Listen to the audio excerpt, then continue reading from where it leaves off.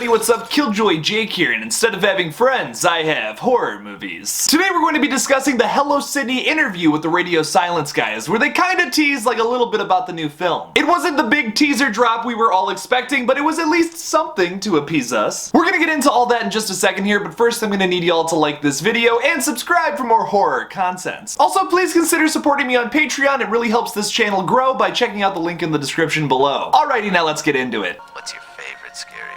Well, I'm Pennywise the dancing clown. Oh, no, not the beast! Not the beast! You son of a... God, don't do that. But sometimes that is better.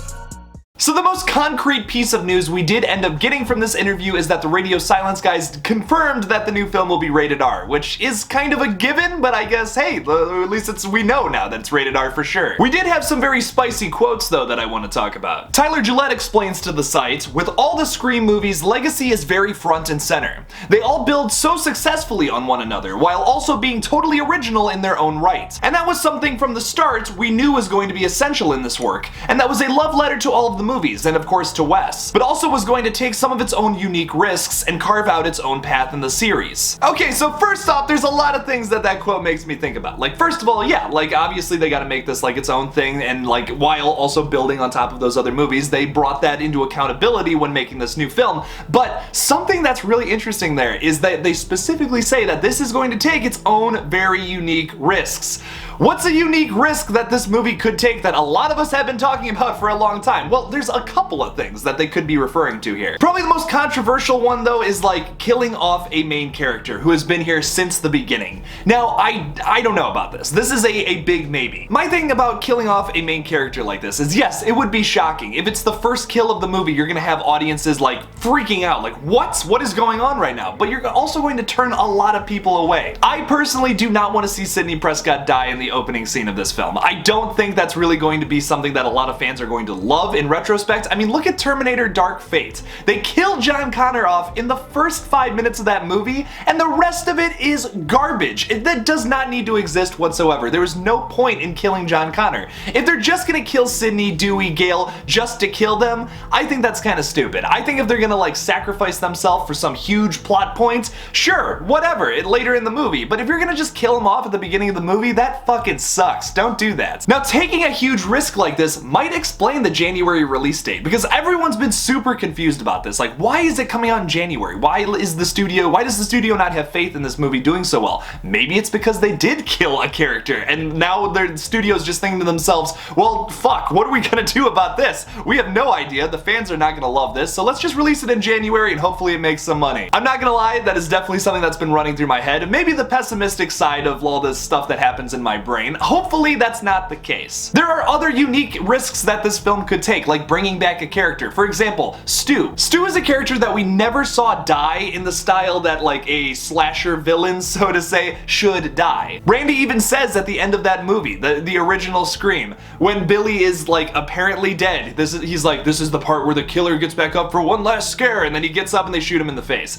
They never did that with Stu. I might be wrong on this, but to my knowledge, I'm pretty sure he's the only Ghostface killer that wasn't double tapped. Please destroy me in the comments if I'm wrong about that, but I'm pretty sure Stu's the only one who wasn't double tapped. So that would make him a perfect villain to come back for this new film. He was supposed to come back for Scream 3 anyways, so why not do it now? Matt from Radio Silence chimed in immediately after Tyler Gillette said that and said, we have to make a movie that's a standalone good movie. It has to be entertaining in and of itself, but also has to be a part of a franchise that has existed for 25 years. For us, it was finding a way to merge those two things. A lot of it came from the script, where the entry point is accessible to everybody. This isn't a movie that you need to have seen 27 other movies to understand, but your experience will be extremely heightened the more knowledge you have of those previous 4 films. We have a ton of Easter eggs in this thing. Now, I've seen some negative comments regarding this quote saying like, oh my god, like this is just going to be a big old movie full of references from the past, it's just gonna rehash stuff. I think that's a little ridiculous to draw that conclusion from that quote. Almost as ridiculous as assuming that a main character is going to get killed off at the beginning of this movie. movie because of that other quote.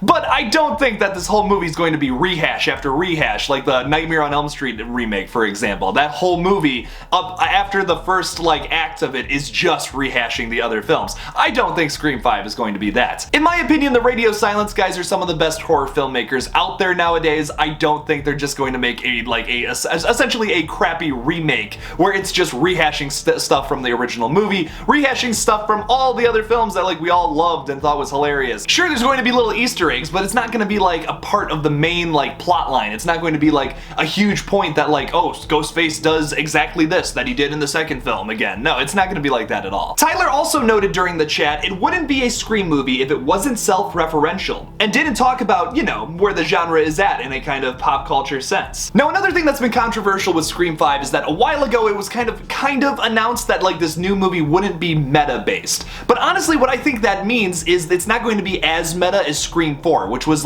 all over the place. Every single line of dialogue had to be this crazy meta joke. The opening of Scream 4 is just this overly meta mess. I think what they meant by that was that they weren't going to be as out there with the meta humor as it was in Scream 4. This is going to be a step back from that and be a little more chill and calm and just throw it in every now and then. Which is, in my opinion, the best way to do meta humor. And honestly, the best movie out of all these films to do meta humor is the first film, because it's just a little bit here and there. Unfortunately, and gradually, with every Scream sequel, it just gets a little more and more throughout. Which unfortunately, Scream 4 suffers from that. This film will hopefully break that cycle and just kind of chill out, go back to how that original film just threw in a couple lines here and there about it. And hopefully makes fun of the whole old people versus slasher thing that's a huge craze right now in horror films. Because that would be funny. Okay, so real quick, Scream fan film update. Last night we officially wrapped shooting. I did not think it would be possible to get this thing done by now, but we fucking did it. I real quickly just wanted to thank my patrons for supporting this thing and making it happen, because oh my god, I could not have done this without y'all. And all the people who supported me on GoFundMe. Thank you all for that. You will get your rewards as soon as physically possible. I also want to thank the cast and crew of this movie for just going ape shit on getting this thing done with me. Thank you all so much. To everyone who is a part of this project,